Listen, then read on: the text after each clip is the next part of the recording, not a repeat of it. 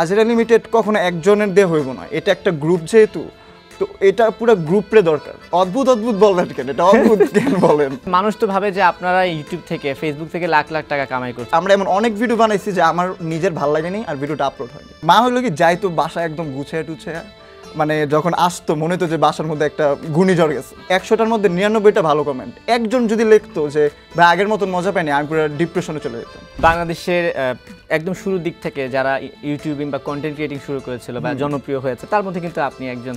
তা আপনি যখন শুরু করেছিলেন তখন কিন্তু ইউটিউবটা অত জনপ্রিয় হয়ে ওঠেনি হয়তো বা হচ্ছিল তখন। তো ওই সময় থেকে আপনার এই জার্নিটা জানতে চাই আমি একটু, ইউটিউবিং লাইফটা, কন্টেন্ট ক্রিয়েটিং লাইফ শুরু কিভাবে? আমার এখনো মনে আছে আমি যখন ফার্স্ট কোনো কন্টেন্ট ক্রিয়েটরের ভিডিও দেখি, সেটা সালমান মুক্তাদির ছিল। আচ্ছা, ওনাদের একটা গান ছিল, কি জানি একটা মানে র্যাপ সং টাইপ, গানটার নাম বেবি ওইটা না, জানো বেবি না, আরে কি জানি ইয়ো ইয়ো কি জানি একটা গান ছিল। আচ্ছা, আর 3জন মিলে গান গাইতেছিল, গানটার নাম মনে নেই। তো ওই গানটা দেখছিলাম, ওই গানটা আমার খুব ভালো লাগছিল। তারপর আমি ভাই ব্রাদার্স লিমিটেড পাই।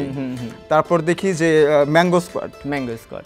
আর সত্যি কথা আমি সব জায়গায় বলি, আমার ইউটিউব চেনা হয়েছে সালমান মুক্তাদিরকে দিয়ে, বাট কথা হলো যে আমি ইউটিউবিং করার শখটা জাগছে আসলে আমার শাইম হাসান সরকার, লাইক মানে আমাদের ম্যাঙ্গো স্কোয়াডের ভিডিওগুলো দেখি। আমি, আমার ফ্রেন্ড রায়হান, তারপর রিচি, তানবির নিলয়, আমরা সবাই মানে শাইম হাসান সরকারের পাগলা ফ্যান ছিলাম। তো আমরা তখন হলে কি মেইনলি ইউটিউবে ফানি কন্টেন্ট বেশি চলতো। তখন ব্লগিংটা, বর্তমানে তো এখন ফেসবুক ইউটিউব মেইনলি এখন সবাই ব্লগিংই করে ওখানে। এখন কিন্তু দেখবেন ওই ফানি কন্টেন্ট, আগে যেমন সালমান মুক্তাদির, আমি, তারপর শাইম হাসান সরকার, ভাই ব্রাদার্স, আমাদের কিন্তু মেইন জনরা ছিল ফানি ভিডিওস, ঠিক আছে? এখন দেখবেন ফানি ভিডিওস কিন্তু এখন আর ওইভাবে কেউ বানায় না। এখন মেইনলি জিনিসটা ইউটিউবটা বেসড হয়ে গেছে এই ভ্লগিংয়ের উপর। তো এটাই এখন পার্থক্য। আর তখন হলো কি আমরা অনেক কিছু জানতাম না, এখন অনেক কোর্স করা যায় যে এটা এদিকে শিখো, এদিক থেকে এটা শিখো। তখন আমাদের শেখার একমাত্র ওয়ে ছিল আসলে এই ইউটিউব থেকেই আমরা শিখতাম যে ইউটিউবিং কেমনে করতে হয়। আমি এডিটিং শিখছি, আমি কিন্তু আজরা লিমিটেডের যত ফানি ভিডিও দেখছেন সবগুলো আমার নিজের এডিট করা। আচ্ছা, আর আমি নিজের ভিডিও যদি নিজে এডিট না করি, আমি কখনো আমার ভিডিও দেখতেই মন চায় না, ঠিক আছে? মিউজিক স্লো মোশন ওগুলো সব আমি নিজে দেখছি, তো ক্যাপচারগুলো আমি করছি, তো আমার মাথায় তখন সেট থাকে। তো এই সব কিছু আমি শিখছি আসলে এই ইউটিউব থেকেই। তখন আমাদের আসলে ধৈরা শিখানোর মতন এখন যেমন অনেক মানুষ আছে শিখায়, তখন আমাদের শিখানোর মতন কেউ ছিল না। আর এখন যে কোলাব, একটা কন্টেন্ট ক্রিয়েটরের সাথে আরেকটা কন্টেন্ট ক্রিয়েটর যে কোলাব করে, তখন না আমাদের ওই টাইমটার মধ্যে এই জিনিসটা এত মানে শুরুটা হয়েছিল কিভাবে? তাহলে একা শুরু করেছিলেন নাকি গ্রুপিং ছিল, কোনো গ্রুপ ফ্রেন্ডরা মিলে? আর এই আজরা লিমিটেড বা আসলো কোথা থেকে নামটা? এটা আমি অনেক জায়গায় বলছি, তারপর আমি আবার বলি। আপনি কি আজরা থাকতেন নাকি ছোটবেলায়? হ্যাঁ বলতেছি, আমি অবশ্যই, আমি এখনো আজরা। আমি এখন কি মনে হচ্ছে কোনো কাজ আছে? এটাই তো একটা কাজ, আপনি এটাও আজরা, এটা শুটিং কাজ। আমি একটা মোবাইল কিনি, মোবাইলের ফ্রন্ট ক্যামেরা চেক করতে আমি একটা ভিডিও বানাই। আমার ফ্রেন্ড ছিল একটা, তো ওর সাথে আমি একটা ভিডিও বানাই। তো ভিডিওটা হলো কি, আমরা জাস্ট নর্মালি ফাইজলামি করি। এটা ভাবছিলাম যে আমরা নিজেরাই দেখবো, মানে এই ক্যামেরাটার অনেক তারিফ শুনছি, একটু চেক করি। দেন দেখার পর আমরা নিজেরা হাসতেছিলাম। তখন আমরা বেশি না 8 না 9 পড়ি। তো দেন ভাবলাম এটা একটু এডিট করি। তো তখন হলো কি, এই উইন্ডোজ মুভি মেকার নামে একটা সফটওয়্যার ছিল, ওইটা জাস্ট উইন্ডোজের সাথেই আসতো। আচ্ছা, ওটা কোনো প্রফেশনাল কোনো এডিটিং টুল না। তো ওইটা দিলে কি জাস্ট একটার সাথে একটা ক্লিপ অ্যাড করে আমি জাস্ট বানাইছি। বানানোর পর না আমার ভালো লাগছে। তো তখন ওই দিন রাত্রে আমরা একটা ইউটিউব চ্যানেল খুলি। ওই চ্যানেলের নাম তখন প্রত্যয় কি জানি সামথিং থাকে। তো ওই ভিডিওটা আমরা ছাড়ার পর আমরা তখন ফেসবুকের মধ্যে শেয়ার দিই। দেন স্কুলের মধ্যে আমরা একটু ফেমাস ছিলাম, ঠিক আছে? তো ওই সবাই দেখার পর দেখলাম যে একদিনে আমাদের কত 60+ ভিউজ আসছে, মানে 60টার মতন ভিউজ, অনেক। তখন আমি ভাবতেছি আমাদের ক্লাসরুমে তো 50 জন মানুষ, আমাদের ভিডিও 60 জন দেখে বলছে, মানে 10 জন এক্সট্রা। তখন আমার মনে হয়েছে এটা অনেক কিছু। তারপর ওই ভিডিওটার নাম ছিল আজেরা টাইম, ঠিক আছে?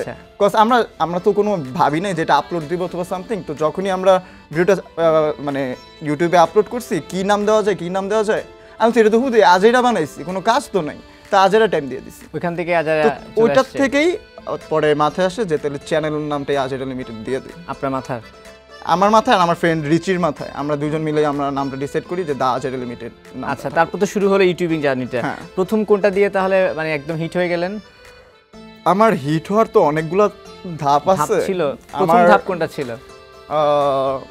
প্রথম ধাপ ছিল বলতে গেলে আমার একটা শর্ট ফিল্ম আছে শেষ চিঠি নামে। আচ্ছা, ওই শর্ট ফিল্মটাই আমার প্রথম ধাপ ছিল। এটা দিয়ে আসলে আমি মানুষ তো শুধুমাত্র দেখতে আমরা ফানি ভিডিও বানাই, বাচ্চারা লাফাইতেছে, এগুলো বাচ্চাদের কন্টেন্ট, ঠিক আছে, বাচ্চাদেরই কন্টেন্ট ছিল। আমার অডিয়েন্স ছিল স্কুল কলেজ আর ম্যাক্সিমাম ভার্সিটি। এর বেশি মানুষ, এর থেকে বড় এজের মানুষজন আমার টার্গেটও ছিল না।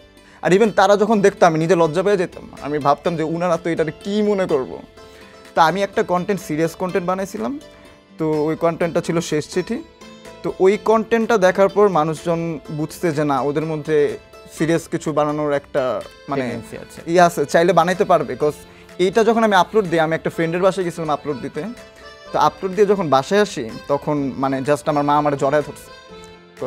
হ্যাঁ, উনি দেখছে। বিকজ এই কাজটার প্রতি আমি যতটা মানে নিজের কষ্ট দিছি আমি আজ পর্যন্ত কোনো কাজের মধ্যে দিয়ে নেই। এটা জাস্ট 24-25 মিনিটের একটা শর্ট ফিল্ম। এটা আমরা শ্যুট করছি 9 দিন, 9টা আলাদা আলাদা লোকেশনে, ঠিক আছে। তারপর 3 দিন না 4 দিন আমি না ঘুমায় টানা এডিট করছি।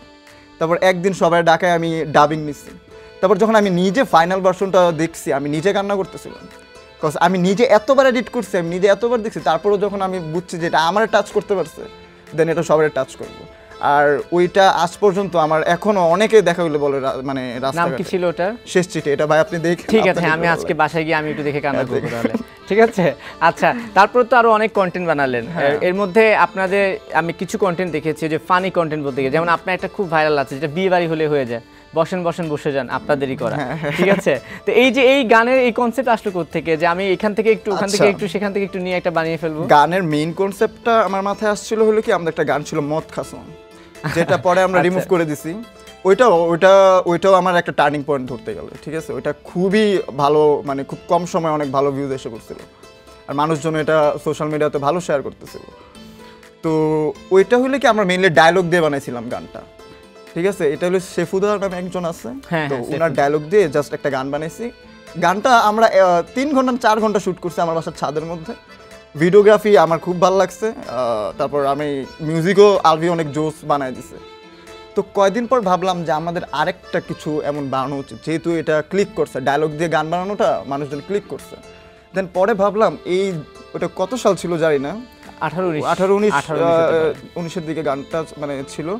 আমি জাস্ট আলভিরে কয়েকটা ডায়লগ দিছি, বলছি যে এই বছরে যেসব ভাইরাল টপিকগুলো আছে এগুলোর থেকে তোর আমি কয়েকটা ডায়লগ কাট করে দিতেছি, তুই তোর জাস্ট মানে মানুষগুলার ধরাই দেবো, তুই এই মানুষগুলার কিছু ডায়লগও দিতেছি, তোর যদি আরও কিছু নিতে মন চায় তুই সার্চ করে খুঁজে নে, তুই নিজেরটা নিজে বানা। তারপর অনেক কারেকশনের পর আমাদের কাছে এই বসেন গানটা রেডি হয়। দেন এটা আমরা 3 দিন না 4 দিন, আচ্ছা এটার মধ্যে আবার আরেকটা মজার জিনিস হলো কি, এটা যখন আমরা শ্যুট করি তখন আমাদের গোল্ডেন প্লে বাটনটা আসে। আচ্ছা, আমরা মাত্র সকালবেলা শ্যুট শুরু করছি, আমাদের একটু দূরে কোনো জায়গায় যাওয়ার কথা, তো আমরা গেছি। যাওয়ার পর হঠাৎ করে কল আসছে যে আপনার তো একটা পার্সেল আসছে। আমরা তো বুঝছি কি হয়েছে না হয়েছে, আমরা ওই দিন আর শ্যুট করি নাই। জাস্ট মানে বুঝতেছেন আমাদের কতটা এক্সাইটমেন্টের মধ্যে আমরা ছিলাম। আমরা 8 জন না 9 জন সবাই গেছি ওইখানে, আমরা বাটন আনতে আমরা রিক্সা করে গেছি। আর হলো কি রিক্সা 3টা ছিল, 3টা একসাথে যাইতেছে, আমরা জাস্ট একজন আরেকজনের থেকে রিক্সায় আমরা জাস্ট বাটন হ্যান্ড ওভার করতেছিলাম জাস্ট। তো এইটাই এমনি বসেন গানটা আসলে আমরা শুট করছি। তো আচ্ছা, এই আপনার এগুলোতে যে অদ্ভুত ড্যান্সিং যে কি বলে মুদ্রা থাকে, এগুলোর আবিষ্কার কি আপনি নিজে? আমার ধারণা আপনি এগুলার। হ্যাঁ, আমি আছি, আমরা সবাই আছি কম বেশি। অদ্ভুত বললেন কেন? এটা অদ্ভুত কেন বলেন? না অদ্ভুত না, মানে হলো কি একটু অন্যরকম আমরা জিনিসটা, আমি যেটা চাই যে আমরা এমন কোনো স্টেপ দিব না যেটা মানুষজন দেখলে বলবে এটা অনেক ডিফিকাল্ট। আমরা চাই যে এটা প্রথমত ক্যাচি হইতে হইব, দ্বিতীয়ত এটা ড্রপের সাথে যাইতে হইব, এটা সিনেমাটোগ্রাফির সাথে যাইতে হইব, আর এটা মানুষ অনেক ইজিলি কপি করতে পারবে, শিখতে পারবে। আচ্ছা, হ্যাঁ। তো এটাই আমার মেইন টার্গেট থাকে। আর আমি অনেক ভালো ডান্সার এমনও না, আমি যেগুলো কোরিওগ্রাফ করছি গানগুলো আমি এগুলোই নাচতে পারি, সত্যি কথা। আমি এর বাইরে যদি আমার কেউ একটু অন্যান্য কিছু দেখা যায় আমি ওদিকে মানে কাঁপাকাঁপি শুরু হয়ে যায়, আমি পারি না। তো এটাই যে আমি এত ভালো ডান্সার না, বাট কথা হলো যে মুভসগুলো আমরা দেওয়ার ট্রাই করি ওগুলো আমরা পারফেক্টলি দেওয়ার ট্রাই করি। ওকে, ঠিক আছে। গল্প শুনলাম, এখন একটু আজেরা লিমিটেডের এখন কি অবস্থা? অনেকে বলছে যে আজেরা লিমিটেডকে তো এখন আগের মতো অ্যাক্টিভ দেখা যাচ্ছে না, বা আপকামিং কাজ কিভাবে কি চলছে আপনাদের? দেখেন আজরা লিমিটেড তো মানে এটা একটা গ্রুপ। আমি কিন্তু মানে চ্যানেলের নাম প্রত্যয় হিরণ দিই, চ্যানেলের নাম হলো দ্য আজরা লিমিটেড। এটা একটা গ্রুপ, আর মানুষজন এটারও সবসময় একটা ফ্রেন্ড সার্কেল হিসেবেই দেখছে। আর আমরা কিন্তু কখনো ইউটিউবিংয়ের জন্য আমরা একসাথে হইনি, আমরা ছোটোবেলার থেকে সবাই একসাথে, দেন সবাই একসাথে হয়ে ডিসিশন নিয়েছি যে আমরা একটা ইউটিউব চ্যানেল খুলি। তো তখনই আর আমরা কিন্তু কখনো এমন না যে আমরা টাকার জন্য অথবা এই ইউটিউব থেকে যে রেভিনিউ আসবে এটার জন্য আমরা কন্টেন্ট ক্রিয়েশন করছি। আমরা সবসময় কন্টেন্ট বানাইছি প্রথমত আমাদের অডিয়েন্সের জন্য, বিকজ মানুষজন আমাদের জন্য প্রত্যেক সপ্তাহে ওয়েট করতো যে কখন আজেরার ফানি ভিডিও আসবে, কখন ভিডিও আসবে। প্রথমত এটা আমাদের রিজন। আর দ্বিতীয়ত হলো আমরা যে 7 জন 8 জন আছি, 9 জন আছি, আমাদের এই টিমটা একসাথে যখন থাকি না, আমাদের কখনোই মনে হয় না যে আমরা কোনো শ্যুট করতেছি অথবা আমরা কোনো কাজে আছি, আমরা কোনো দায়িত্ব নিয়ে আছি, এমন কখনোই মনে হয় না। আমার এখনও মনে আছে আমরা হয়তো লাস্ট 4 বছর ধরে আমরা ওইভাবে কন্টেন্ট বানাই না।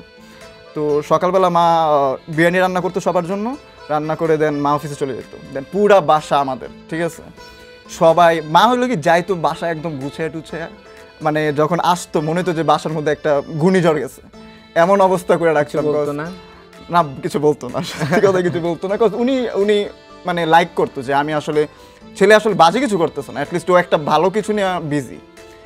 আর তখন মেন কথা যেটা যে আমরা হলাম কি নিজেদের মধ্যে যে আড্ডাটা থাকতো, এই ফানটা আমাদের মেন টার্গেট ছিল, যে আমরা ওই কন্টেন্ট ক্রিয়েট করতে আমরা পছন্দ করতাম, আমাদের একজনের সাথে একজনের মাইন্ডসেট ম্যাচ করতো। আর আজরা লিমিটেড কখনো একজনের দিয়ে হইব না, এটা একটা গ্রুপ যেহেতু, তো এটা পুরো গ্রুপরে দরকার।